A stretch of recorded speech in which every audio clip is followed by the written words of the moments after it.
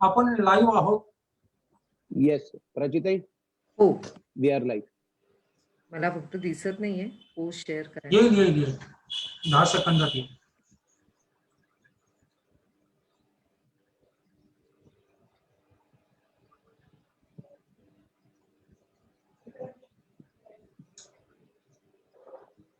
ठीक आहे, दिसलं तर गुड. हो दिसलं दिसलं. आपण लाईव्ह आहोत प्राची.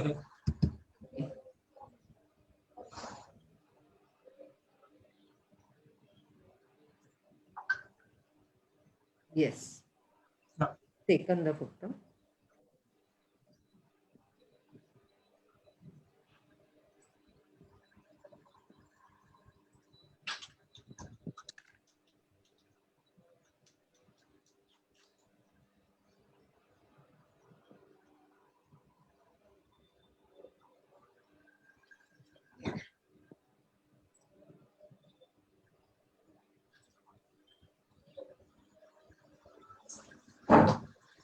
आनंद सर नमस्कार, मी समीर बापर.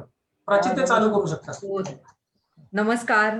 मॅप एपिक आणि अंकनाच्या चौथ्या वेबिनारच्या चौथ्या पुष्पामधल्या द्वितीय दिवसामध्ये आपणा सर्वांचं प्राचीसाठी मनापासून स्वागत करते.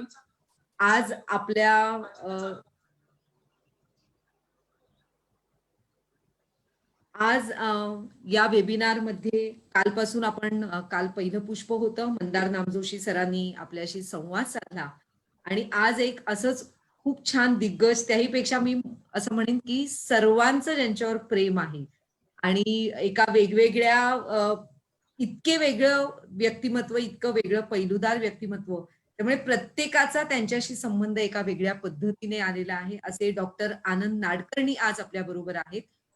पाठांतराचे संस्कार असा हा वेबिनार आहे आणि त्यात आज आपण विषय मांडणार आहोत संस्कारांचे गणित. हा एक वेगळ्या अर्थाने सर आपल्या समोर विषय ठेवणार आहेत.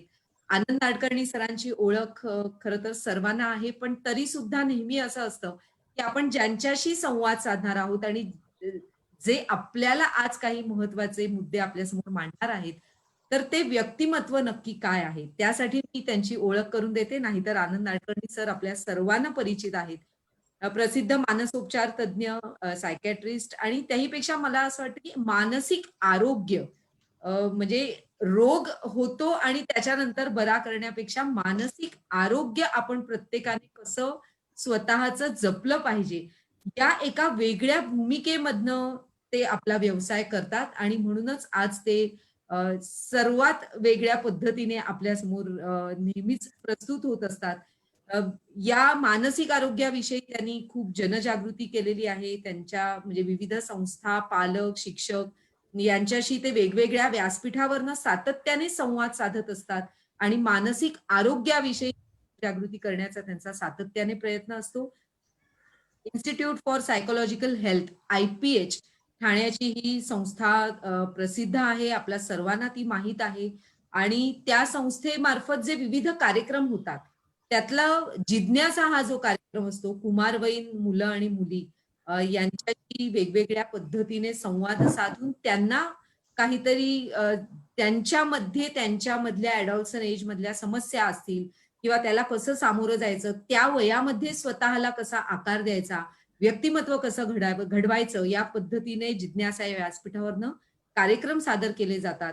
वेध हा असाच एक त्यांचा उत्तम उपक्रम आहे, जिथे व्यवसाय शिक्षण, एक ज्याला आपण खऱ्या अर्थाने म्हणतो करिअर, आपली करिअरची दिशा भविष्यामध्ये आपल्याला जर आकाराला आणायची असेल तर त्याचा पाया कधीपासून नक्की रचला पाहिजे आणि तो कसा रचला पाहिजे, असा एक वेगळा आगळा कार्यक्रम वेध या व्यासपीठावरनं केला जातो.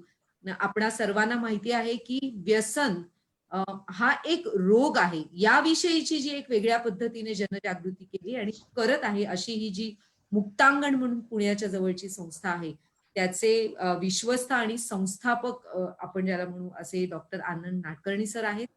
17 पुरस्कार प्राप्त, विविध पुस्तकं त्यांची प्रसिद्ध आहेत आणि त्यामुळे म्हणूनच मी म्हटलं काही जण IPH या नात्याने सरांना ओळखतात, काही वेध यामध्ये सहभागी झाल्यामुळे सरांना ओळखतात, काही जिज्ञासा, काही उत्तम म्हणजे ज्याला म्हणू की वाचनप्रेमी आहेत ते सरांना उत्तम लेखक म्हणून जास्त परिचित आहेत.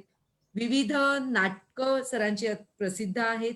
तसंच देवराई, कदाचित, कासव, काशीनाथ घाणेकर या नावाजलेल्या किंवा पुरस्कार प्राप्त अशा चित्रपटांचे ते क्रिएटिव्ह कन्सल्टंट म्हणून त्यांचं योगदान खूप मोठं आहे या चित्रपटांमध्ये. ठाणे नगर रत्न, ठाणे भूषण पुरस्कार, आरोग्य ज्ञानेश्वरी पुरस्कार, पी सावळाराम पुरस्कार अशा अनेक पुरस्कारांनी त्यांना सन्मानित केलेलं आहे. भारतीय ज्ञान परंपरेतील मौक्तिक म्हणजे उपनिषद असतील किंवा त्यानुसार आपलं मानस आणि आपल्या मानसाकडे त्या अंगाने त्यांचा जो अभ्यास आहे तो खूप दांडगा आहे आणि आधुनिक शास्त्र म्हणजे मानसशास्त्र आणि आपल्या या परंपरेतलं ज्ञान याची उत्तम सांगड सर नेहमी घालत असतात. आणि आवाहन म्हणून त्यांचं जे युट्यूब चॅनल आहे त्या चॅनलवरती या विषयीची असंख्य व्याख्यानं त्यांची उपलब्ध आहेत. तेवढ्याचा जरी आपण अभ्यास करायचं ठरवलं तरी तो कमी आहे आणि वेळ कमी पडेल आपल्याला असं मला वाटतं. या पेक्षाही मला भावलेले सर म्हणजे आरी बीटी म्हणजे एक शिक्षक म्हणून जेव्हा मी शिक्षिका म्हणून कार्यरत होते तर त्याही पेक्षा स्वतःच्या आयुष्यात सुद्धा की घडलेल्या एखाद्या घटनेचं रॅशनल इमोशनल पद्धतीने आपल्या बिहेवियर आणि याचा आणि ते जे ट्रँगल म्हणजे माझ्या मनामध्ये ती आकृती इतकी पक्की बसलेली आहे की तो त्रिकोण वर्तन आणि परंपरे त्याचा तो त्रिकोण जर तुमचा गडबडला तर काय होऊ शकतं असं एक सुंदर आपल्याला सरांचं मुद्दाम थोडी विस्तृत माहिती दिली कारण प्रेक्षकांना खूप उत्सुकता असते. सर मला कल्पना आहे की तुमचं व्यक्तिमत्व हे नक्कीच प्रसिद्ध आहे आणि मी सांगितलेलं सगळं माहित असेल पण आज एक छोटे बाल दोस्त आपल्या बरोबर आहेत आणि त्यांच्यासाठी खरं तर ही तुमची विशेष ओळख आहे कारण पालक आणि शिक्षकांना तुम्ही सुपरिचित आहातच. आपला विषयच जो आहे तो आज आहे संस्कारांचे गणित आणि त्या निमित्ताने आज आपल्याशी आपण संवाद साधून खूप पैलू जाणून घेणार आहोत या विषयीचे. मला पहिल्यांदाच असं विचारावं वाटतं की जेव्हा संस्कारांचे गणित म्हणतो तेव्हा मुळात संस्कार म्हणजे नक्की काय? आपण त्याविषयी आम्हाला म्हणजे आपल्याला संस्कार समजून घ्यायचे असतील तर सुरुवात आपल्याला कुठं करायला पाहिजे की माणसाच्या व्यक्तिमत्वाची किंवा त्याच्या एकंदरच त्याचा जो विकास आहे व्यक्तित्व विकास आहे हा कसा कसा घडतो. तर आपण सर्वसाधारणपणे असं म्हणतो की कुठल्याही व्यक्तीच्या विकासाच्या मध्ये पहिला पैलू जो असतो तो नेचर म्हणजे संचिताचा असतो. म्हणजे त्या जेनेटिक बॅकग्राऊंड काय आहे त्या व्यक्तीची त्याला आपण म्हणू नेचर म्हणजे त्याला आपण म्हणू संचित. दुसरा टप्पा जो असतो त्याला आपण म्हणू संस्कार म्हणजे त्याला इंग्रजीत म्हणूया नर्चर. सो पहिला नेचर, दुसरा नर्चर, तिसरा मुद्दा आहे त्याला आपण म्हणतो कल्चर. कल्चर म्हणजे संस्कृती, त्या मुलाच्या त्या विद्यार्थ्याच्या आजूबाजूचं वातावरण. त्यामुळं व्यापक वातावरणाला आपण कल्चर म्हणतो. त्यातून मिळणारे जे बोध असतात त्यांना आपण संस्कार किंवा नर्चर म्हणतो. आणि चौथा जो अँगल आहे किंवा चौथा जो घटक आहे त्याला आपण म्हणतो युनिकनेस ऑफ दॅट इंडिव्हिज्युअल. म्हणजे नेचर, नर्चर आणि कल्चर हे प्रत्येक विद्यार्थ्यामध्ये वेगळ्या वेगळ्या पद्धतीने एकजीव होत असतात म्हणून त्याला आपण म्हणू सिग्नेचर. म्हणजे जशी आपली प्रत्येकाची सिग्नेचर वेगळी वेगळी असते, आधार कार्डवरचा नंबर वेगळा वेगळा असतो तर त्याला आपण म्हणू सिग्नेचर. तेव्हा नेचर, नर्चर, कल्चर आणि सिग्नेचर या चार पैलूंवरती व्यक्तिमत्वाची इमारत ही उभी राहते. आता त्यातला आपण नर्चर किंवा संस्कार हा भाग बघूया. तर संस्कार हा काय आहे तर संस्कार हा एक बोध आहे. बोध याचा अर्थ इट्स कॉल्ड कॉग्निटिव्ह लर्निंग म्हणजे बोध.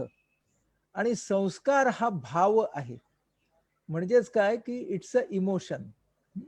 तर बोध या शब्दामध्ये कॉग्निटिव्ह लर्निंग मध्ये एक वेगळा अर्थ आहे. तो बोध याचा अर्थ असा आहे की इट्स अ डेव्हलपमेंटल लर्निंग. म्हणजे बोध याचा अर्थच तो आहे की डेव्हलपमेंटल लर्निंग म्हणजे संस्कारामध्ये काय पाहिजे तर डेव्हलपमेंटल लर्निंग पाहिजे, बोध पाहिजे, त्याला अनुरूप अशा भावना पाहिजेत आणि या विचार आणि भावना यांना वर्तनामध्ये आणण्या इतपत ऊर्जा पाहिजे. वर्तनात आल्याशिवाय संस्कार पूर्ण होत नाही.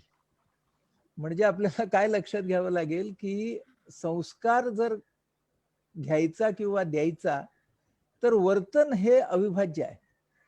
म्हणजे माझ्या फक्त मनात आहे संस्कार करायचं किंवा संस्कार घ्यायचं तर ते चालत नाही. म्हणजे आपल्याला there is a developmental learning, बोध, भाव आणि त्याच्यानंतर त्याला तुम्ही वर्तन म्हणा किंवा कर्म म्हणा. सो या 3 गोष्टींच्या वरती बोध, भाव आणि वर्तन याच्यावरती संस्कार होत असतो. आता संस्कार करण्याचा हेतू असणारे लोक असतात. म्हणजे कोण तर आई वडील असतात, शिक्षक असतात, त्याचे हितचिंतक असतात, आजी आजोबा असतात.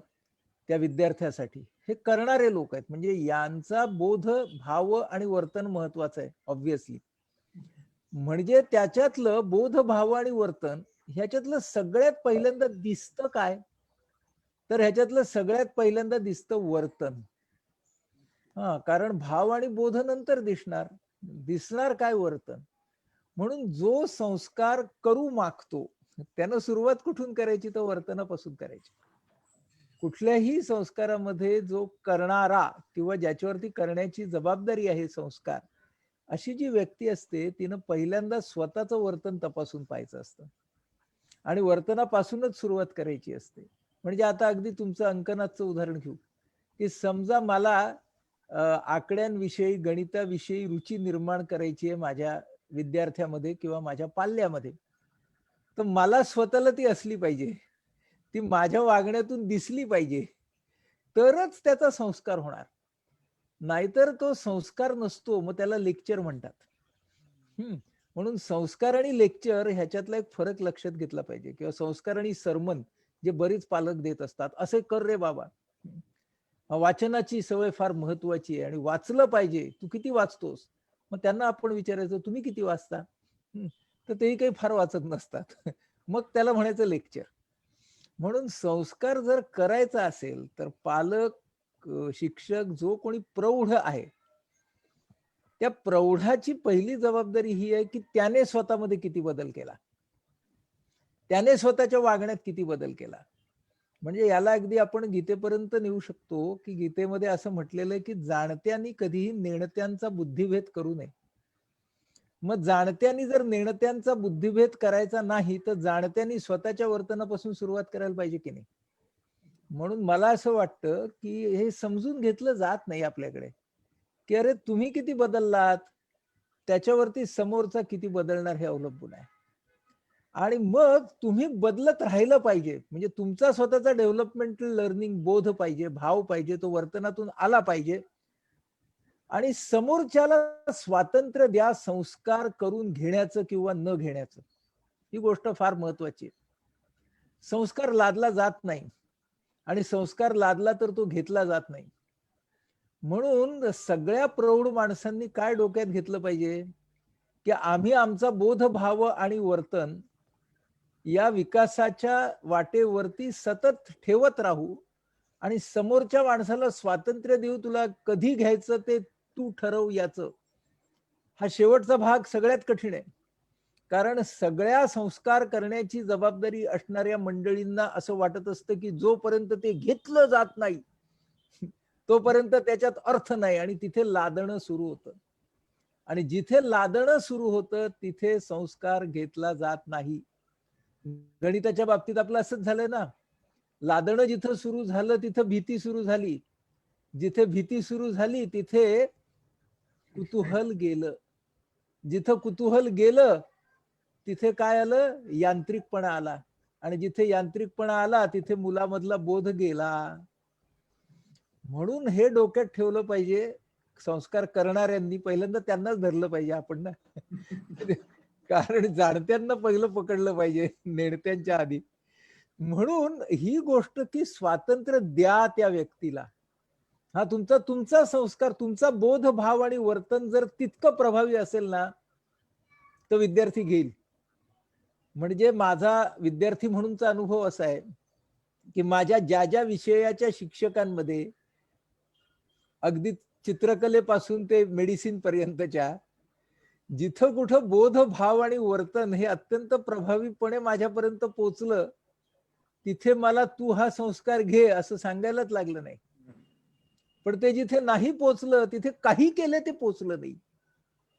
म्हणजे महत्वाचा भाग त्यातला हा आहे की करणाऱ्या माणसाचं अस्तित्व हाच मोठा संस्कार असतो. म्हणून पुढे जाऊन असं आहे की संस्कार हा करायचा नसतोच. तो होतो, तो करायचा अशी जाणीव ठेवावी आणि ती जाणीव ठेवल्यानंतर स्वतःच्या बोधभाव आणि वर्तनावरती काम करावं आणि समोरच्या माणसाला घ्यायची न घ्यायची परवानगी द्यावी. असं केलं की तो सगळ्यात चांगला होतो. लादायला गेला तर तो होत नाही. आणि हे गणिताच्या बाबतीत मी बोललो तसं खरंच आहे. हा प्राची. आता हे जेव्हा खूप सुंदर म्हणजे वर्तन भाव बोध आपण जेव्हा म्हणतो आणि स्वतःच्या वर्तनातून एक आदर्श म्हणण्यापेक्षाही तुमचं वर्तन तसं ठेवत जा की नकळत. मग आपण मला पुढे थोडं असं की मग हे जे संस्कार आहेत तर आपण म्हणजे ते नकळत होत असतात असं आपण म्हणू शकतो किंवा तो ते म्हणजे नकळतपणे घेत असतो आणि मग असे नकळतपणे घेतलेले संस्कार किती टिकतात का आणि त्याचं हे काय आहे? एक गमतीची गोष्ट तुला सांगतो की नकळतपणे केलेले संस्कार सगळ्यात जास्त टिकतात. त्याचं कारण आपल्या बालपणात आहे, आपल्या सगळ्यांच्या बालपणात आहे. आपल्या बालपणामधले नकळतपणे केलेले संस्कार हे सगळ्यात जास्त का टिकतात असं जर आपण विचारलं तर त्याच्यामध्ये दोन गोष्टी आपल्याला शास्त्रीय पद्धतीने दिसतात. की लहान असताना जेव्हा ते संस्कार पहिल्यांदा ते पॉवरफुल होते, म्हणजे त्यातला बोध भाव हा पॉवरफुल होता. त्यातलं वर्तन पॉवरफुल होतं. या तिन्ही गोष्टी पॉवरफुल होत्या, बरोबर. आणि लहानपणापासून त्यामुळे आपण त्या अनेक वार वापरल्या, त्याचा सराव झाला आणि म्हणून ते पक्क झालं. म्हणून न कळत्या वयामधले संस्कार हे का टिकतात? कारण एकतर ते जास्त त्यांचा सराव केला जातो आणि दुसरा भाग असा की सहसा न कळत्या वयामध्ये मोठ्या माणसांचं बोलणं ऐकलं जातं सहसा. त्यामुळे त्याचा स्वीकारही हा विदाऊट क्वेश्चन होतो. शक्यता असते तसं होण्याची, प्रत्येक वेळेला होईल असं नाही पण शक्यता जास्त असते. त्यामुळे एका बाजूला स्वीकार हा जास्त होतो आणि दुसऱ्या बाजूला काय असतं की त्याचा सरावही जास्त होतो. म्हणून जे न कळत्या वयातले संस्कार असतात ते जास्त टिकतात, स्वीकार आणि सराव या दोन कारणांच्यामुळे. पण स्वीकार आणि सराव हे जर व्हायचं असेल तर अर्थातच मी म्हणालो पहिल्या प्रश्नाच्या उत्तरात तसं मुळातला तो बोध भाव आणि वर्तन या गोष्टी अतिशय प्रभावी पाहिजेत. मी एक तुला माझं उदाहरण सांगतो, म्हणजे हे सगळं थिअरॉटिकल होतंय पण त्याला आपण एक्झॅक्ट अनुभवाचा हे देऊया. माझे वडील शिक्षक होते, ते रसायनशास्त्राचे शिक्षक होते, केमिस्ट्रीचे. आणि आम्ही जळगाव नावाच्या शहरामध्ये राहायचो. तिकडच्या MJ कॉलेज मध्ये ते प्राध्यापक होते आणि रेक्टर होते हॉस्टेलचे. आणि आम्ही त्या कॉलेजच्या परिसरामध्ये राहायचो. तर त्या काळामध्ये फर्स्ट जनरेशन ग्रॅज्युएट्स होते सगळे. तर FY इंटरला मुलं आली की ती मे महिन्यामध्ये गावी जायची सुट्टीत आणि येताना त्यांचं लग्न करून पाठवायचे घरचे लोक. का बरं? कारण हा मुलगा शिकायला आला पण ती सून शेतीच्या कामाला मिळेल, असे ते सगळे आडाखे होते बघा त्या काळातले. तर म्हणून आमच्या घरी असं होतं की जून महिन्यामध्ये 2-4 तरी मुलं त्यांच्या पत्नीला पाया पडायला घेऊन यायचे वडिलांच्या. आणि वडिलांनी असं आईला सांगितलेलं असायचं की ओटीचं सामान तयार पाहिजे आणि ती मुलगी आली की तिची ओटी भरायची. तर एकदा असं झालं, मी 4 वर्षाचा 5 वर्षाचा असेल, तर एक असंच जोडपं आलं आणि वडिलांनी त्यांना त्यांचं स्वागत केलं, आगत स्वागत केलं आणि आईनं तो पाठबीट मांडला. पूर्वीच्या काळामध्ये लाल पाट असायचा, असं हे काढली, रांगोळी काढली आणि तिला सांगितलं बस. तसं ती मुलगी रडायला लागली आणि त्या मुलाच्या डोळ्यात पाणी आलं. तर का बरं असं? मला काही कळलं नाही. आणि मग माझ्या वडिलांनी अगदी आईनं प्रेमानं तिला असं हातानं धरू हे करून तिला बसवलं, तिची ओटी भरली, त्या मुलाच्या डोळ्यात पाणी, आणि मग त्यांना खायला प्यायला दिलं. ते लोक गेले. मला कळलं नाही की हे का रडत होते. आणि मग मी विचारलं माझ्या आई वडिलांना की दोघे रडत का होते, म्हणजे आतापर्यंत कोणी रडलं नाही. तर माझ्या वडिलांनी मला जे उत्तर दिलं त्यावेळेला, ते म्हणाले की त्यांच्यासाठी ना हा प्रसंग अगदी पहिला आणि नवा होता रे म्हणून. तर मी म्हटलं मग हा त्यांचं लग्न झालं होतं तरी सुद्धा त्यांच्यासाठी, म्हणजे आधी कोणीतरी ओटी भरलीच असेल की, हा प्रसंग त्यांच्यासाठी नवा कसा होता. तर माझ्या वडिलांनी असं सांगितलं की आपल्या समाजामध्ये ना वरचे काही लोक, खालचे काही लोक असे असतात, आणि त्या ज्या समाजामधल्या भिंती आहेत त्यामध्ये वरचे लोक खालच्या लोकांशी आणि खालचे लोक वरच्या लोकांशी कसे वागतात याचे नियम असतात. पण माणसाने माणसाशी जसं वागायचं ना तसं आपण जर वागलं तर त्याच्यात आपला फायदा होतो, आणि आपण त्यांच्याशी तसे वागलो म्हणून त्यांच्या डोळ्यात पाणी आलं. हे त्यावेळेचं एक्सप्लेनेशन आहे. तर हे जे जोडपं होतं ते दलित होतं. त्या काळामध्ये खानदेशामधली रियालिटी तुम्ही 50-60 वर्षांच्या पाठची लक्षात घेतली तर त्या जाती व्यवस्थेमध्ये माझ्या आईनं, म्हणजे आम्ही जातीनं ब्राह्मण, तर मग त्या दलित मुलीची ओटी भरणं घरात हे करून त्यांना आगत स्वागत करणं ही गोष्ट अतिशय नवीन होती. आता ह्या सगळ्याचा माझ्या मनामध्ये त्यावेळी झालेला संस्कार काय आहे की माणसाने माणसाशी माणसासारखं वागायचं असतं, वरचं खालचं माहित नाही. बरोबर. आणि मग मला आत्ता कळत्या वयात कळतं की तो समतेचा माझ्यावरचा पहिला संस्कार होता. त्याच्यातून मला समता नावाचं एक खूप मोठं मानवी मूल्य माझे वडील सांगत होते, हे मला कळत्या वयात कळलं. लक्षात आलं. पण कळत त्या वयामधला प्रभाव हा माझ्यावरती राहिल्यामुळे कळत्या वयामध्ये मी त्याच्यातून योग्य बोध निर्माण करू शकलो. म्हणून न कळत्या वयामध्ये जरी त्या मुलाला त्यातला पूर्ण बोध कळला नाही तरी भाव आणि वर्तन कळत असतं. मला 4 वर्षाचा 5 वर्षाचा मुलगा म्हणून काय कळलं, भाव कळलं आणि वर्तन कळलं होतं. त्याच्यातला समतेचा बोध मला कळत्या वयात कळला. ही गोष्ट फार महत्वाची आहे की न कळत्या वयामधले संस्कार का महत्वाचे, कारण तेव्हा भाव पोहोचत असतो आणि वर्तन पोहोचत असतं. मग त्याचं कॉग्निशन डेव्हलप झाल्यावरती तो त्याच्यातला बोध काढेल ना. ही गोष्ट करताना लक्षात घेणं फार गरजेचं.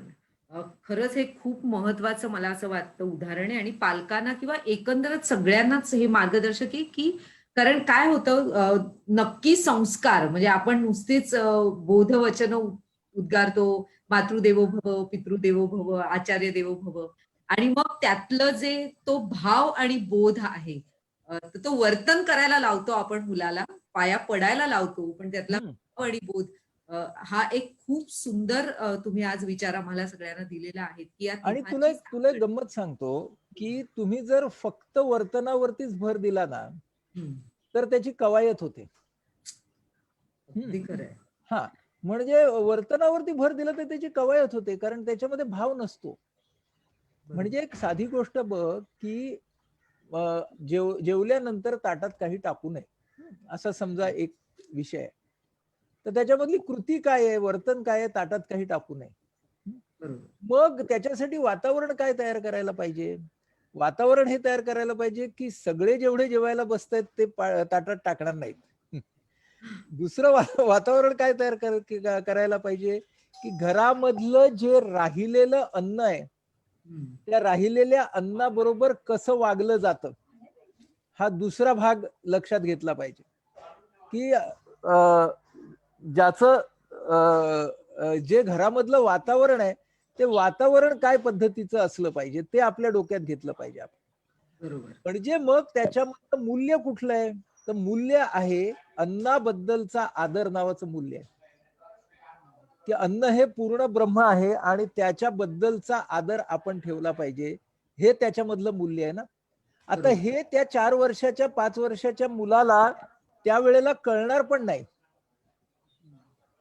पण तरी सुद्धा त्या वर्तनाच्या मागे भाव असला पाहिजे. तो भाव कुठल्याही मुलाला कळतो. म्हणजे आपल्याला काय महत्वाचं आहे की अगदी तुमच्या अंकांमध्ये सुद्धा त्या मुलाला समजा भाव कळला नाही तर मग तो संस्कार होणार नाही. तर महत्वाची गोष्ट काय आहे की त्याला तो भाव कळणं ही गोष्ट फार महत्वाची आहे ना.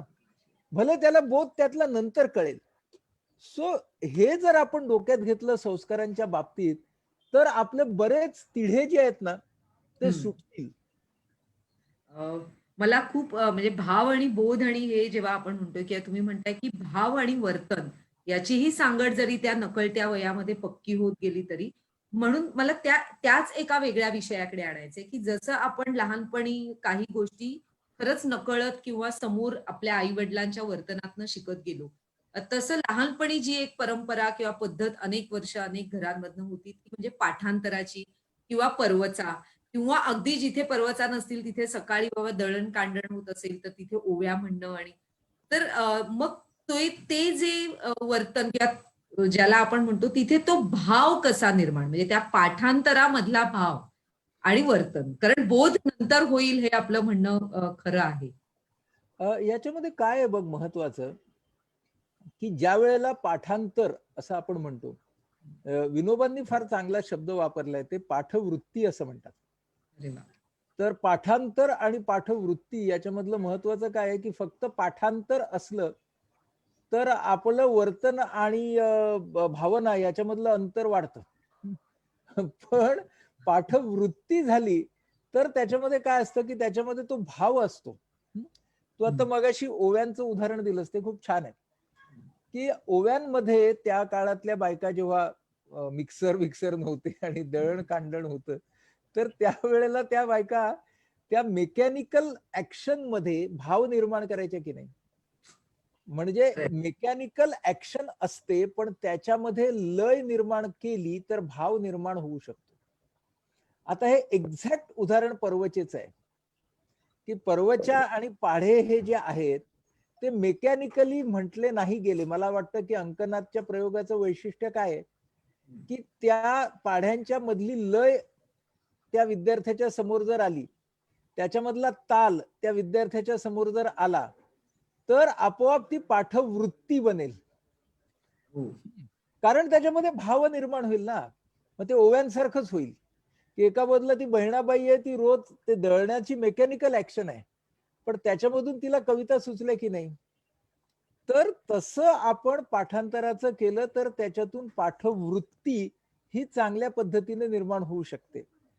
आणि ती पाठवृत्ती निर्माण करण्याचं काम हे संपूर्ण कुटुंबाचं हे लक्षात ठेवलं पाहिजे. म्हणजे त्या निमित्तानं त्या पाढ्यांची त्या आकड्यांची ओळख ही संपूर्ण कुटुंबाला होणं ही गोष्ट फार गरजेची याच्यामध्ये आहे. म्हणजे मी तर असं म्हणेन की अंकनाथचे सगळे कार्यक्रम हे जितके विद्यार्थ्यासाठी आहेत तितके पालकांसाठी सुद्धा आहेत. तितके शिक्षकांसाठी सुद्धा आहेत. कारण ना कसं आहे बघ, आपण पाठांतर शिकवतोय, म्हणजे आकडे शिकवतोय, पाढे शिकवतोय विद्यार्थ्यांना. हे जे पाढे आहेत हे आपल्याला कुठे मदत करणार आहेत. आपल्याला हे समजून घेतलं पाहिजे की एखादी गोष्ट आपल्याला कुठे मदत करणार. तर एखादी गोष्ट आपल्याला कुठे मदत करते तर गणित सोडवायला ही गोष्ट तुम्हाला मदत करणार आहे. हा खूप प्रायमरी त्याचा फायदा झाला की पाढे जर बरोबर आले तर मला प्रायमरीली गणित सोडवायला मदत होईल. पण आपण हे लक्षात घेत नाही की गणित आपल्याला मुळामध्ये लॉजिकल थिंकिंग शिकवत असतं. म्हणजे गणित हे उदाहरण सोडवण्यापुरतं मर्यादित नाहीये. तर गणितामधल्या स्टेप्स असतात, बरोबर. त्या स्टेप्स आपल्याला काय सांगतात की आयुष्यातले प्रॉब्लेम्स गणित सोडवताना सुद्धा स्टेप वाईज जा. आपण ताळा करून पाहतो. म्हणजे काय की तुम्ही आयुष्यात ज्या टप्प्यावरती आहात तिथे पाठी जाऊन सगळं बरोबर आलंय की नाही ते पहा. दुसऱ्या पद्धतीने तेच उत्तर तुम्हाला मिळते की नाही ते पहा. म्हणजे हे आपण लक्षात घेतलं पाहिजे की गणित हे फक्त गणित अंकगणित हा विषय नाहीये. So maths is much beyond arithmetics. त्यामुळं आपल्याला हे डोक्यात घेतलं पाहिजे की हा भागाकार, गुणाकार, बेरीज, वजाबाकी या सगळ्या गोष्टी ज्या आहेत त्या माणसाच्या जीवनाशी निगडीत आहेत. आणि मला असं वाटतं की आपल्या सगळ्यांच्या गणितामध्ये खास करून गणित शिकवताना कोणती गोष्ट लक्षात घेतली पाहिजे? मी जेव्हा गणित शिकलो तेव्हा ती फार लक्षात घेतली गेली नाही. ती ही की गणिताचं जीवनाबरोबरचं नातं काय, की तुम्हाला या गणितामधून ना एक प्रकारे तुम्ही जगण्याला कसं सामोरं जा हे कळणार आहे. त्या बाबतीत तुम्ही लॉजिकल कसे राहा, आणि लॉजिकल थिंकिंग ही फक्त एकच नाही पण एक महत्वाची पद्धत आहे आपल्या जगण्यामध्ये वापरायच्यासाठी. तर हे आपल्याला गणित शिकवणार आहे. त्यामुळे गणिताला गणिताच्या विषयात बंदिस्त करू नये, गणिताला गणित सोडवण्यामध्ये बंदिस्त करू नये. गणित आणि थिंकिंग, डेव्हलपमेंट ऑफ थिंकिंग, गणित आणि जीवन याचा काय बरं ह्याचा काय बरं संबंध आहे. म्हणजे आता सुद्धा ना अनेक वेळेला असं होतं बघ की गणित चांगलं झालं ना की हिशोब चांगले होतील, आणि हिशोब चांगले झाले ना की मग बरं आता हिशोब येणं ही अतिशय चांगली गोष्ट आहे, म्हणजे त्या स्किल बद्दल मला काही म्हणायचं नाही. पण फक्त त्या हिशोबांपुरत्या गोष्टी मर्यादित नसतात. गोष्टी या नंतर सुद्धा तुम्हाला लॉजिकल थिंकिंग मधनं अनेक तऱ्हेचे आयुष्यातले विषय हे तुम्हाला चांगल्या पद्धतीने सोडवायला मदत होत असते. तर हे लेव्हल ऑफ थिंकिंग आणि मॅथमॅटिक्स यांचं नातं हे विद्यार्थ्यांच्या समोर जर उलगडलं तर ती पाठवृत्ती होईल, फक्त पाठांतर ते होणार नाही असं मला वाटतं. त्यामुळे पाठवृत्ती होण्यासाठी हे सगळे जी इतर म्हणजे प्रौढ मंडळी आहेत त्यांचा सहभाग, त्यांचा भावनात्मक सहभाग आणि कृतीचा सहभाग हाही महत्वाचा आहे. आणि त्यासाठी त्यांनी सुद्धा डोक्यातून गणित हा विषय आहे आणि तो मार्कांसाठी आहे ही गोष्ट काढली पाहिजे. म्हणजे आपण भयंकर मार्क्सवादी पालक आणि शिक्षक जेव्हा होतो तर त्या वेळेला आपण त्या गणितामधला आत्मा घोटून टाकतो आणि त्याचे बळी फार दिसतात आपल्याला. म्हणजे मला स्वतःला असं वाटतं की मला जर अशा पद्धतीने कोणी गणित शिकवलं असतं तर माझ्या स्वतःचा गणित हा चांगला आवडता विषय झाला असता. तो झाला नाही, पण तो होऊ शकला असता. कारण मला असं दिसतं की माझा इंग्रजी आवडता विषय का झाला, तर मला पाचवी पासून इंग्रजी चालू झालं आणि 5वीला माझे चित्रकलेचे आणि इंग्रजीचे शिक्षक एकच होते. आणि तुम्ही जर आमच्या घरात आमच्या वर्गात आला असताना त्यावेळी तर तुम्हाला कळलंच नसतं की नेमका कुठला तास चालू आहे. कारण त्यांनी आम्हाला चित्रकलेतून इंग्रजी आणि इंग्रजीतून चित्रकला शिकवली. अरे वा. त्यामुळे ती इंग्रजी डोक्यात घुसलं, व्याकरण डोक्यात घुसलं. म्हणजे आमचे ते सर होते ते गुंड्या भाऊ is going to the post office असं म्हणताना पटकन फळ्यावरती गुंड्या भाऊ काढायचे, पोस्ट ऑफिस काढायचे, चालताना दाखवायचे आईला सॉलिड. तर हे जे सॉलिड झालं ना मला इंग्रजीचं, तसं गणिताचं नाही झालं कधी. तर ते जर मला तसे सॉलिड वाले शिक्षक भेटले असते तर माझ्यावरती गणिताचा संस्कार खूप वेगळा झाला असता. हा संस्कार होण्यासाठी सॉलिड हे फार महत्वाची गोष्ट आहे हो. बरोबर आहे. त्याच्यामधून आपल्याला हा शिक्षकाच्या डोक्यात भाग असला पाहिजे की गणित कशासाठी. म्हणजे शिक्षकाने सुद्धा एवढाच विचार नको करायला की याला पाढे आले पाहिजेत, याला हिशोब चांगले आले पाहिजे, तर नाही त्याच्या पलीकडचंही चांगलं आलं पाहिजे. तेव्हा ना मग ते सॉलिड होईल. मग काय होईल माहितीये, प्रयोगक्षम शिक्षक आणि प्रयोगक्षम पालक तयार होईल. म्हणजे माझे ते जे सर होते त्यांचं नाव प्र.ल. जोशी सर, मी नेहमी त्यांचं आदराने नाव घेतो. नंतर ते शिक्षण क्षेत्रात राहिले नाही, ते ज्युडिशियरी मध्ये गेले. पण त्या सरांचं नाव मी आज का बरं घेतो, कारण ना त्यांनी प्रयोग केले या चित्रकलेला गणिताशी जोडण्याचे, गणिताला चित्रकलेशी जोडण्याचे, आणि म्हणून आज इतकी वर्ष झाली ते इंग्रजी घुसलेलं आहे, व्याकरण घुसलेलं आहे. तर ही प्रयोग क्षमता फार महत्वाची आहे. आणि मॅथमॅटिक्सच्या बाबतीत, अंकांच्या बाबतीत तर प्रयोग क्षमता खूप जास्त महत्वाची आहे. कारण ऑलरेडी आपल्या समाजामध्ये ना या विषयाबद्दल ना स्टिग्मा आहे असं मी म्हणेन ना. गणिताविषयी आपल्याकडे स्टिग्माच आहे. म्हणजे तो स्टिग्मा हा शब्द जरा कठोर आहे, पण गणिताविषयी स्टिग्मा आहे. गणित, अरे बापरे, ज्यांना गणित जमतं ते हुशार, म्हणजे वर्गातलं गणित जमतं ते. ज्यांना गणित जमत नाही ते डब्बू ढ. हा, हे काय बिलीफ आहेत आपले गणिताच्या बाबतीमध्ये? आपला जाम स्टिग्मा आहे आणि तो काढला पाहिजे की गणितामध्ये सौंदर्य आहे. गणितामध्ये इतर सर्व विषयांमध्ये जसं सौंदर्य आहे तसं सौंदर्य आहे. आणि काय आहे की गणिताला त्या सगळ्या फक्त म्हणजे अंक शिकले पाहिजेत, पण अंकांमधला तो भाग विस्तारत पुढे जायचा आहे आपल्याला. बरोबर. ही जाणीव जर आली ना गणिताच्या बाबतीमध्ये, तर गणित या विषयाच्या असा स्टिग्माच नाही येणार. म्हणजे सगळेच जण का कोण जाणे गणिताचा पेपर आहे का बरं दरडावतात. हा, तर ह्या स्टिग्माचं पण काहीतरी करणं गरजेचं आहे शिक्षणशास्त्रामध्ये.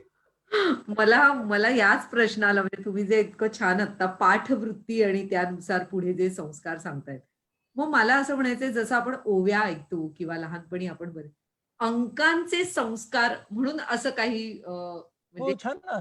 अंकांची गाणी करतात. तुमच्याकडे तुम्ही नाद वापरताच आहात, तुमच्याकडे तुम्ही लय संगीत वापरतात आहात. खूप मस्त गोष्ट आहे ती. हं, मी तर तुम्हाला असं म्हणेन की at some point later on तुम्ही या सगळ्यामध्ये तुमच्या कन्झ्युमर्सना सहभागी करून घेतलं पाहिजे. बरं. म्हणजे तुमच्या सगळ्या विद्यार्थ्यांनीच तुमच्या प्रवचनाची लय, ताल ह्याच्यामधले व्हेरिएशन्स केले पाहिजेत. त्याला त्यांनी फ्युजन दिलं पाहिजे. त्याच्यामध्ये त्यांनी ईस्टर्न म्युझिक, वेस्टर्न म्युझिकचे प्रयोग केले पाहिजेत. आणि म्हणून जशी तुम्ही पाठांतराची स्पर्धा घेतली आहे ना, तशी तुम्ही पाढे आणि पर्वच्या या संगीत रूपात कशा सादर करता येतील ह्याची पण स्पर्धा घ्या. हो. व्हेरी आणि त्याच्यामध्ये कॉम्पोजिशन्स तयार करू देत विद्यार्थ्यांना. आणि ती कॉम्पोजिशन्स त्यांना ईस्टर्न म्युझिक, वेस्टर्न म्युझिक मधून हे करू देत. हो, संगीतामध्ये गणित आहे की, तालामध्ये गणित आहे, लयीमध्ये गणित आहे. तुम्ही सिम्फनी घ्या, तुम्ही मेलडी घ्या, तुम्ही आपलं रागसंगीत घ्या, ताल संगीत घ्या, कशामध्ये गणित नाहीये? मग हे गणित आणि ते गणित का नाही जोडायचं? नृत्यामध्ये गणित आहे ना, मग तुम्ही नृत्य आणि पर्वच्या पाढे जोडा की. साताच्या पाढ्यावरती नृत्य का होऊ नये? अशी स्पर्धा का नाही घ्यायची? आठाच्या पाढ्यावरचे नृत्य असं का नाही घ्यायचं? मग मुद्रा होतील की 8, 16, 24 कशा मुद्रा होतात बघूया की आपण. मग आपण म्हणजे ह्या स्पर्धा तुम्ही पुढे घ्यायला पाहिजेत की नृत्याची स्पर्धा घ्या पाढ्यांवरती, हा संगीताची फ्युजनची स्पर्धा घ्या पाढ्यावरती. काय होईल? आपण मुक्त करतो गणिताला मार्कांपासून, आपण मुक्त करतो गणिताला हुशारीपासून. दुसरा एक बिलीफ काय आहे, ज्याचं गणित छान तो हुशार, हा बिलीफ आहे बरं का. हो. तर हे सगळे जे बिलीफ्स आहेत, म्हणजे त्याचा दुसरा अर्थ असं, ज्याचं गणित चांगलं नाही तो हुशार नाही. तर हे जे बिलीफ्स आहेत ते त्या विषयाला त्रासदायक आहे. तो हे बिलीफ्स त्या विषयाला मदत नाही करत, त्या विषयाला त्रास देतात. म्हणून आपण जेव्हाही इंटरकनेक्शन्स बघू ना, गणित आणि संगीत, गणित आणि नृत्य, आणि ते पाढ्यांच्या लेव्हलला त्यांना जोडू, म्हणालो तसं तशा तुम्ही पुढे स्पर्धा घ्या. तर ते पाढ्यांच्या लेव्हलला जोडलं गेलं तर काय मजा येईल बघा. आणि जो तुमच्या आठाचं नृत्य करेल तो आयुष्यभर शिकला हो आठचा पाढा. हा हा, आणि ती व्यक्ती स्वतःच्या मुलाला किंवा मुलीलाही शिकवण्याची भयंकर जास्त शक्यता आहे. तशा पद्धतीने ते गाणं, ती ओवी, तो नाच. सो या सगळ्याच्या मध्ये जोडत जाणं विषयांना, आणि त्यातलं इंटरकनेक्टेडनेस हा लक्षात घेणं. म्हणजे मी असा एक मुलगा माझ्याकडे येणारा की ज्याची गणिती पेपरातली, म्हणजे आपल्या विषयातलं गणित त्याचं चांगलं नव्हतं. म्हणजे तू आता सायकोलॉजिस्ट आहे, तर तो स्लो लर्नर होता आपल्या गणिताच्या दृष्टीनं, पण तो तबला अगदी सुंदर वाजवायचा.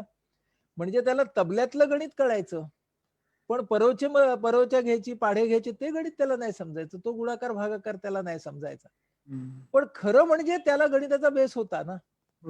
पण जर लहानपणापासूनच हे जोडलं गेलं असतं ना, की अरे तुला दा दिन दिंदा, दा दिन दिंदा छान येतंय, तर मग तो ताल आणि हा ताल जोड बघू, तर कदाचित तो गणितामध्ये चांगला पण झाला असता. बरोबर. हे जे अंकांचे संस्कार नक्कीच होतात, जे नादबय पद्धतीने किंवा एक पाठवृत्ती हा तुम्ही जेव्हा शब्द वापरला तेव्हा मला थोडं एक शास्त्रीय भाषेमध्ये असं की पंचेंद्रिय आपण म्हणजे शिकणं हे आहे आपण म्हणतो की पंचेंद्रियांचं जेवढं एकजिन्सी रूप आपल्या समोर येईल तेवढं आपलं शिक्षण.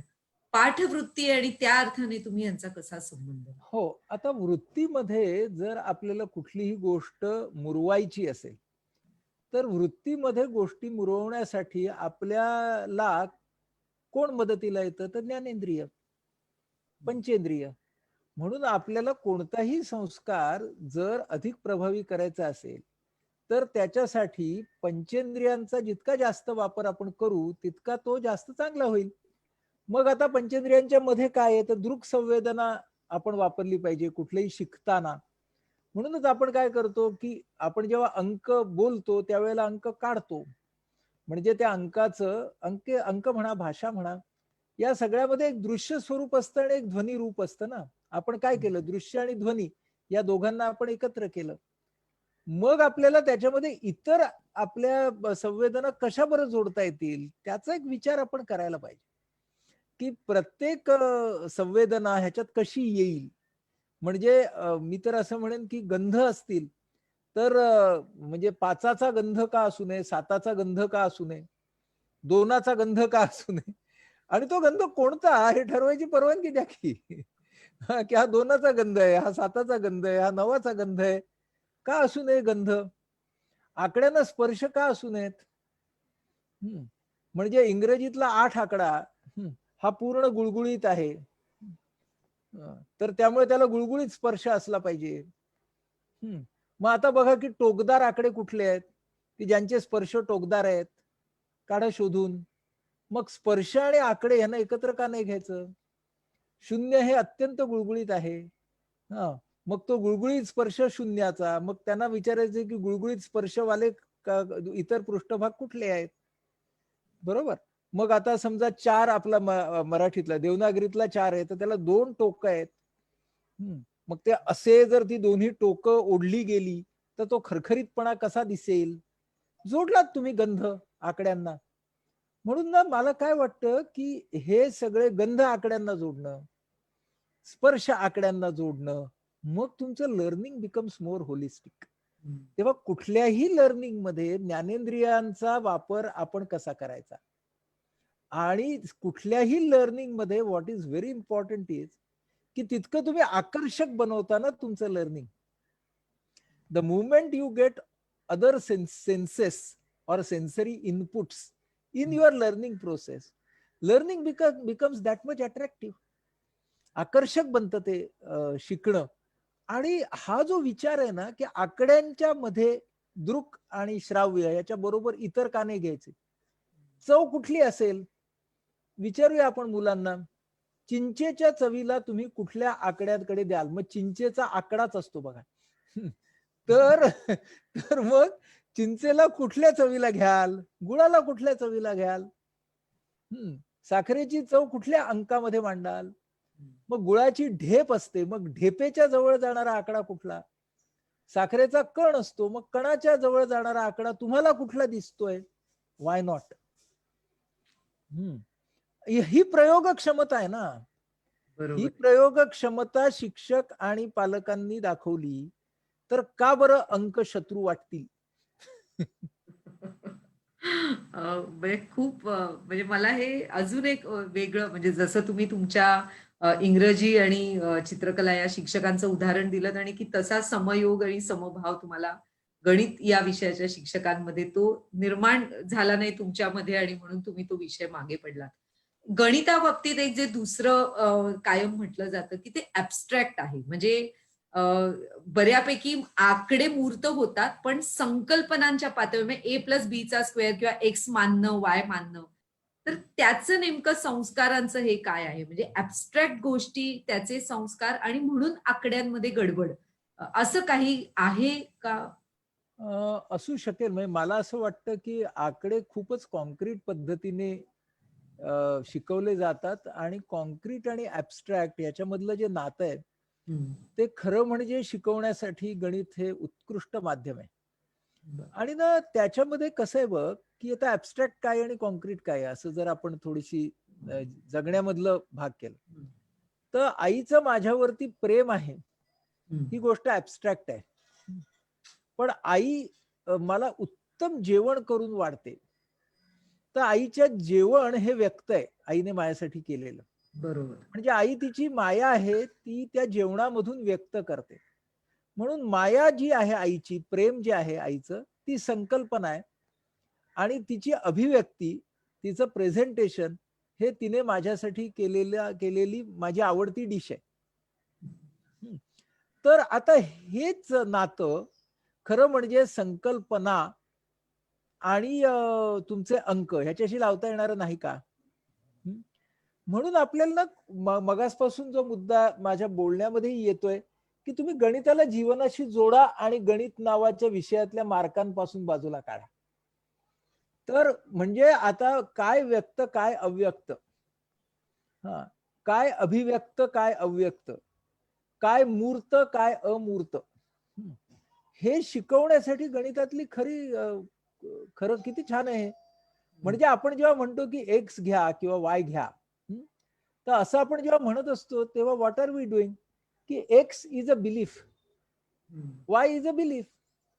म्हणजे आपण एका बाजूने what you believe in is very important हे शिकवत असतो. म्हणजे तुम्ही एक्स अधिक वाय इज बरोबर एक्स वाय जे काय आहे ते समीकरण जेव्हा तुम्ही मांडता, तेव्हा ते समीकरण विचारांचं आणि विचारसूत्रांचं पण समीकरण असतंच की नाही. आणि शेवटी विचार आणि विचारधारा या सुद्धा मान्यावरच आहेत का नाही. कारण जगामध्ये आपण जेव्हा येतो तेव्हा सगळ्याच गोष्टी आपण मानूनच चालतो की नाही. म्हणजे त्या संकल्पनाच आहेत. म्हणजे या सगळ्या संकल्पना आहेत या आपण मानतो अशासाठी की त्या सगळ्या संकल्पना या जीवन सन्मुख असतात. म्हणजे they are pro life and they are pro development. म्हणून माणसाने कोणत्या संकल्पना मानाव्या, सगळंच संकल्पना आहे. The world is a belief. मग तुम्ही कुठला बिलीफ मानणार, कुठल्या संकल्पना मानणार, तर the ones which are pro life and pro development, त्या संकल्पना म्हणजे एक्स आणि वाय माझे प्रो लाईफ आणि प्रो डेव्हलपमेंट आहेत आणि म्हणून मी त्यांना मानतो. इतकं ना कोणीच गणित नेत नाही. गणित हे फळ्यावरती एक्स प्लस वायच राहतं. त्यामुळे यामधून आपल्याला जे उत्तर मिळणार आहे त्याच्यामध्ये तुमचा विचार x is a belief Y is a belief असं करून विचारांचं गणित मांडता येईल. पण तिथपर्यंत कोणी नेतच नाही त्या एक्स आणि वायला, मग त्रास निर्माण होतो विद्यार्थ्याच्या जीवनात. त्यामुळे ते नेणं फार गरजेचं आहे. मूर्त अमूर्त संकल्पना गणिताकडून नाही शिकायची तर कोणाकडून शिकायची. बरं, गणितातली मूर्त अमूर्ताची कल्पना, पदार्थ विज्ञानातली फिजिक्स मधली मूर्त अमूर्ताची कल्पना, अध्यात्मामधली मूर्त अमूर्ताची कल्पना, मानसशास्त्रातली मूर्त अमूर्ताची कल्पना वेगळ्या वेगळ्या थोडी आहेत, त्या बहिणी बहिणीच आहेत. त्यामुळे ह्या सगळ्यांचं एकमेकांशी असलेलं नातं सांगा की गणित शिकवताना. म्हणजे मला अगदी धन्य धन्य वाटेल ज्या वेळेला गणिताचा शिक्षक, मानसशास्त्राचा शिक्षक हे एकत्रितपणे वर्ग घेतील. वा वा वा. खूप खूप सुंदर.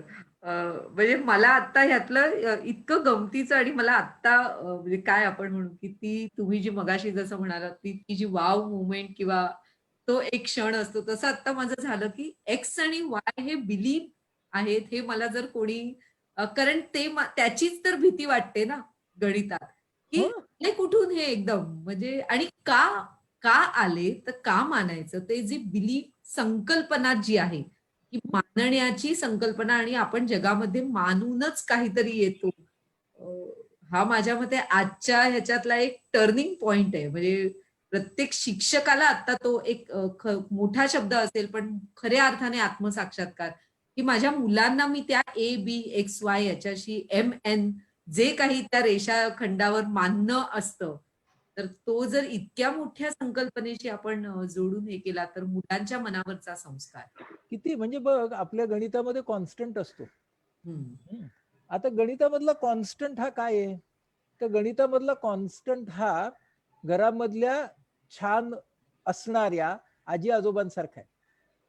तो गणितातला कॉन्स्टंट आहे की तो नसला तर गणित बिघडतं, असला की गणित जमतं, पण तो स्वतः काही नाही करत. तर ते आजी किंवा आजोबा जे छान विरघळून गेलेले असतात घरामध्ये असे, की त्यांचं असणं हा गणितातला कॉन्स्टंट आहे. असंच जर आपण जोडलं की नाही गणिताला, तर काय मजा येईल हो. गणिताची कविता होईल. म्हणजे मला मला आता खरंच असं असं वाटायला लागलंय की मी आता परत थोडं मागे जाऊन माझाही फार आवडता विषय त्याहीपेक्षा ती भीती म्हणण्यापेक्षा ते कधी कळायचंच नाही की एक्स का मानायचा. मला आज त्याचा जो आनंद कळलाय, मी नक्की सर पुढे मागे जाऊन पुन्हा एकदा अशा सगळ्या तुम्ही मांडलेल्या विचारांनी ते आपण कसं मांडू शकतो, असं जर आपण एखादं पाठ किंवा एखादा छोटा घटकही लिहू शकलो तरी तो एक खूप वेगळा टर्निंग पॉइंट असेल गणितामध्ये. आता मला इतकं सगळं म्हणजे तुम्ही केवळ तुमचं नाही तर अनेकांच्या आयुष्याचं गणित त्यांना मांडायला शिकवता आणि त्यातही त्यामुळे तुम्ही आज महत्वाचं सूत्र सांगितलंय की नकळत पाठांतराचे संस्कार हे जास्त टिकतात. आणि तुमच्या आयुष्याबद्दल मला छोटेसे काही प्रश्न विचारायचे आहेत, की विचार. तुमच्या लहानपणी कशा पद्धतीने पाठांतर होतं नव्हतं ते तुम्ही मगाशी थोडंसं सांगितलं.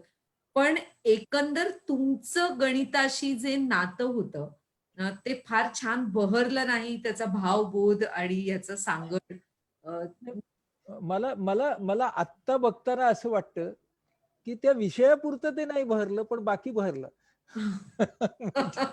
त्याची कारणं हवी आहेत आम्हाला. त्याचं कारण असं आहे की गणित दोन प्रकारचे असतात. म्हणजे इक्वेशन्स दोन प्रकारची असतात आणि ती आपल्याला लक्षात घेऊन जगावं लागतं. There are mathematical equations and there are chemical equations. आपण दोन प्रकारची इक्वेशन्स जगामध्ये शिकतो, रसायनशास्त्र आणि गणित हे त्यातले दोन विषय आहेत. आता मी त्या दोन्ही विषयांना एकत्र आणतो की रसायनशास्त्र आपल्याला काय सांगतं आणि गणित आपल्याला काय सांगतं. गणित आपल्याला एक लॉजिकल रिझनिंग देतं आणि त्याची फार गरज असते आपल्या जीवनामध्ये, की हे घटक आहेत फायद्याचे, हे घटक आहेत तोट्याचे, या घटकांचं असं असं तुम्ही जर समतोल केलात तर यातून तुम्हाला हे उत्तर मिळणार आहे. अशा पद्धतीनं तुम्हाला गणित म्हणजे अंकगणित जे असतं, मॅथमॅटिकल इक्वेशन, हे तुम्हाला एक प्रकारे शुअरिटी ऑफ रिझल्ट देत असतात. ते समजून घेणं महत्वाचं आहे. पण त्याच्या बरोबर जीवनामध्ये रसायनशास्त्रातलं इक्वेशन पण असतं, केमिकल इक्वेशन. ते काय आहे? तर ते असं आहे की चुना अधिक हळद बरोबर लाल, म्हणजे पांढरा चुना अधिक पिवळी हळद बरोबर लाल रसायन. हे सुद्धा समजून घेणं जगण्यामध्ये फार आवश्यक आहे. म्हणून जगण्याचं गणित आहे आणि जगण्याची केमिस्ट्री आहे. तर कुठे गणित वापरायचं आणि कुठे केमिस्ट्री वापरायची हे आयुष्यामध्ये कळलं पाहिजे. की या ठिकाणी मला जर प्रोजेक्ट टाकायचा आहे तर मला अंकगणिताच्या पद्धतीने जायचंय आणि तो प्रोजेक्ट माझ्या 6 सहकार्यांना समजावून द्यायचा आहे तर मला रासायनिक इक्वेशन ने जायचंय, कारण ती 6 माणसं वेगळी आहेत. असं जर आपण आपल्या जीवनातलं गणित आणि जीवनातलं रसायनशास्त्र एकत्र केलं, म्हणजे इकडे बेदुणे 4 लक्षात ठेवा आणि तिकडे चुना अधिक हळद लक्षात ठेवा, तर आपल्याला या दोन्ही प्रकारच्या विचारांना आपल्या जीवनातल्या हेतून बरोबर जोडता येतं. आणि जर आपण आपल्या जीवनातल्या हेतून बरोबर अशा पद्धतीने इथे अंक आणि इथे रसायन जोडलं, आपण माणसांमधली केमिस्ट्री म्हणतो. आणि ते खूप महत्वाचं आहे, कारण त्या नात्यामध्ये जेव्हा दोन माणसांमधलं नातं असतं ते वेगळं असतं त्या दोन माणसांच्या गुणदोषांपेक्षा. ते पांढरं आणि पिवळ्याचं लाल होऊन जातं आणि त्याच्यामध्ये दोघांचे गुणदोष असतात पण काहीतरी अजून असतं, हेही शिकलं पाहिजे. आणि हे कुठे वापरायचं ते कुठे वापरायचं हे कळलं पाहिजे. आणि तसं जर कळलं तर आपले एक एक विषय आपल्या जीवनात उतरतात. गणित जीवनात उतरतं, पदार्थ विज्ञान जीवनात उतरतं, रसायनशास्त्र जीवनात उतरतं आणि जीवनात उतरल्याशिवाय कोणत्याही शास्त्राचं साफल्य नाही. म्हणून शास्त्राचं साफल्य हे जीवनाच्या अनुभवात आहे आणि हे सगळ्या शास्त्रांबद्दल खरं आहे. हे आपण जर डोक्यात घेतलं, त्यामुळे मला तुझा जो प्रश्न होता त्याचा हे असा की कुठं काय वापरायचं, हे दोन्ही गोष्टी एकत्र कशा करायच्या, हे जगण्याच्या गणितामध्ये आपल्याला यायला पाहिजे. म्हणजेच की कुठे ऍबस्ट्रॅक्ट, कुठे कुठे कॉन्क्रीट, कुठे लॉजिकल आणि कुठे क्रिएटिव्ह, कुठे आपल्याला एक रिडक्शनिस्टिक विचार करायचा आहे, कुठे आपल्याला एक एक्सपान्शनिस्टिक विचार करायचा आहे. हे जर आपल्याला कळत गेलं तर आपल्या जगण्यामध्ये, मग जगण्याच्या गणितासाठी, म्हणजे तू मला म्हणालीस तसं की त्या विषयाचं गणित काही माझं ठीक नव्हतं.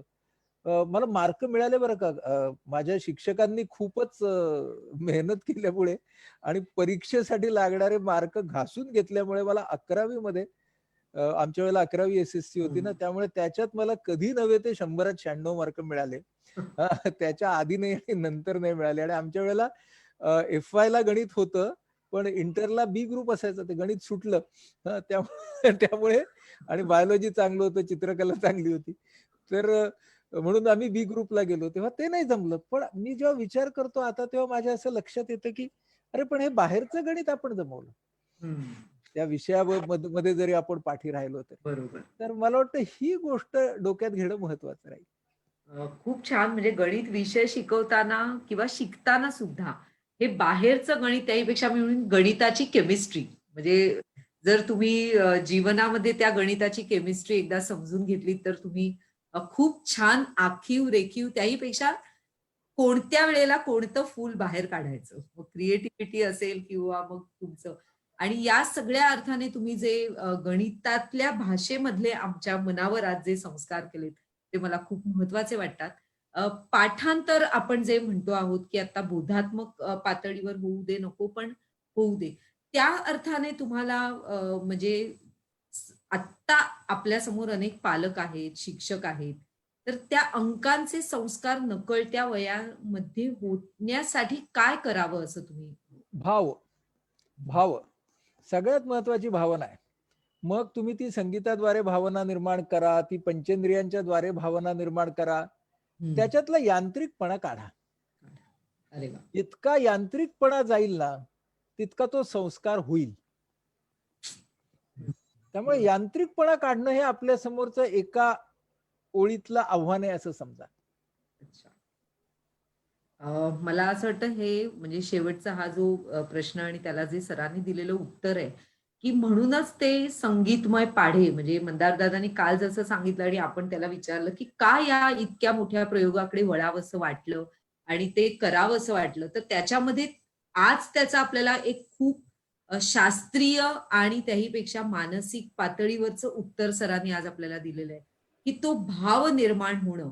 कारण ते यांत्रिक, मला आवडलेलं उदाहरण म्हणजे दळण काढताना ओव्या रचणं, तर त्या यांत्रिकपणाला ती दिलेली संगीतमय जोड आहे आणि त्यातून निर्माण झालेला भाव, त्या कृतीमध्ये तो भाव, तसंच त्या पाढ्यांना जो दिलेलं संगीत आहे आणि त्यामुळे निर्माण होणारा जो भाव आहे, त्या भावामुळे आणि मग ती यांत्रिक पद्धतीने सातत्याने ऐकवणं त्या ऍपच्या माध्यमातून, या दोघांची सांगड आपण सुंदर घातली तर मुलांच्या मनावरचे संस्कार होणारच आहेत, पण त्याहीपेक्षा सरांचं जे तत्वज्ञान आहे की ते पक्के होणार आहेत. म्हणजे त्यातला बोध त्याला त्याच्या कॉग्निटिव्ह लेवलच्या वेळेस नक्की कळणार आहे आणि म्हणून त्या या तिघांची सांगड आपण आपल्या आयुष्यात त्याच्या मुलाच्या मनामध्ये घालण्यासाठी आपल्या वर्तनाची एक आणि मला आता तू मगाशी आता उदाहरण दिलंस की नाही ओवीचं, हो तर आपण ओवतो कशात, तर दोऱ्यामध्ये. दोऱ्यामध्ये. तर वर्तनाचे मणी भावनेच्या दोऱ्यामध्ये ओवायचे आहेत ओ हो आणि हो, त्यालाच आपण म्हणतो ओवी. क्या बात आहे. हा, त्यामुळे ओवी त्यालाच म्हणतात. खूपच सुंदर. म्हणजे म्हणजे मला आता थोडं असं की मला माझी मुलगी लहान असतानाचं वर्तन असं मी, आणि तेव्हा असं वाटलं की तेव्हाही माझी गद्य 25शीच होती. म्हणजे तुमच्या याच्यानुसार. पण आणि किंवा आम्हाला असं वाटतं की तेव्हा हे आम्हाला ऐकायला नाही मिळालं. म्हणजे भावबोध वर्तन हे आमच्या कॉग्निटिव्ह लेव्हलला आम्हाला कोणी कधी सांगितलं नाही. पण आज जे इथे पालक उपस्थित आहेत, विद्यार्थी आहेत, शिक्षक आहेत, हे एक त्रिकूट म्हणजे सरांचे त्रिकोण खूप छान असतात. जसं ते नेहमी इमोटिव्ह याच्यामध्ये सुद्धा आरीबीटी मध्ये तो त्रिकोण सांगतात. त्याच पद्धतीने आज आपल्याला एक त्यांनी त्रिकोणाची शिदोरी दिलेली आहे आणि ती भाव, बोध आणि वर्तन. तर या मुलांच्या मनामध्ये कुठच्याही पद्धतीने जर तुम्हाला कॉग्निटिव्ह लेव्हलवरती काही विशिष्ट त्यांच्या कळण्याच्या वयामध्ये काही संस्कार पक्के व्हावेसे वाटत असतील, तर आपलं वर्तन आहेच, पण त्याही पेक्षा त्याच्या नकळत वयामध्ये भाव निर्माण करा आणि तो अशा या संगीतमय पाढ्यांमधनं आणि इतर विविध गोष्टींमधनं आपण करू शकतो. तो नकळत्या वयामधला असला तरी तो नंतर पक्का होणार आहे. आपल्याला आज सरांनी खूप महत्वाचं सूत्र सांगितलेलं आहे. पुन्हा एकदा सर खूप छान तुमच्याशी गप्पा मला तर खूप विषय सुचतायत. पुन्हा एकदा या व्यासपीठावर कारण आम्ही असं म्हणतो की या व्यासपीठावर एकदा आल्यानंतर तुम्ही आमचे गणितालय म्हणून आम्ही एक संकल्पना सुरू केलेली आहे. जे हे ऍप विकत घेतील ते आमच्या गणितालयाचे आजीवन सभासद असणार आहेत. आणि त्या गणितालयामध्ये आम्ही अशाच विविध आपल्यासारख्या म्हणजे आम्ही मेंटॉर असं म्हणतो आपण आपले मार्गदर्शक असणार आहात आणि विद्यार्थ्यांशी अशाच वेगवेगळ्या विषयांवरती आपण गप्पा मारण्यासाठी आपल्याला आमंत्रित केलं जाईल. त्यामुळे मी आज थोडंसं काय म्हणतात तसं ही संधी घेते आणि तुम्हाला आपण आमचे गणितालयाचे उत्तम मार्गदर्शक असणार आहात अशी एक आपल्याकडनं थोडीशी काय म्हणतो ग्वाही घेते की तुम्ही आमच्याबरोबर राहणार आहात. थोडासा चालेल चालेल. काय आणि या मी सुद्धा व्यासपीठाचा फायदा. हो मी सुद्धा ही संधी साधून प्राची तू अंकनादची सगळी टीम आणि या कार्यक्रमाला उपस्थित असलेले सगळे प्रेक्षक विद्यार्थी पालक आणि शिक्षक या सगळ्यांना येणाऱ्या दीपावलीच्या शुभेच्छा देतो आज या अंकनादच्या प्लॅटफॉर्मच्या माध्यमातून आणि मला बोलवल्याबद्दल खूप धन्यवाद. हो खूप मनापासून आभार. अंकनादचं हे चौथा वेबिनारचं हे द्वितीय पुष्प आज इथे संपन्न झालं. आमच्या सर्व प्रेक्षकांना, शिक्षकांना, विद्यार्थ्यांना, उपस्थित सर्व मान्यवरांना, अंकनादच्या टीमला दीपावलीच्या शुभेच्छा आणि ही दीपावली छान जाऊ दे. आपण सगळे मानसिक आरोग्य आणि हे सगळं सांभाळत आपल्याला अजून 2-4 महिने येणाऱ्या परिस्थितीला तोंड द्यायचं आहे. आणि मी खरंच मनापासून सांगेन की मी भक्त आहे खऱ्या अर्थाने जाणीवेच्या पातळीवरती सरांच्या युट्यूब चॅनलची. तुम्ही ते जरूर ऐका. तुमचे येणारे किंवा जाणारे 4 महिने अजून आनंदात जातील आणि ते कसे जातील ते तुम्हाला कळणार नाही. त्यासाठी ती व्याख्यानं खूप उपयुक्त आहेत. पुन्हा एकदा सर मनःपूर्वक आभार आणि आमच्या बरोबर आपला प्रवास हा असाच आजपासून त्याची सुरुवात झाली असं सांगते आणि सर्व प्रेक्षक आणि मान्यवरांचे पुन्हा एकदा आभार मानून कार्यक्रम संपन्न झाला असं जाहीर करते. धन्यवाद सर. धन्यवाद. धन्यवाद सर. धन्यवाद.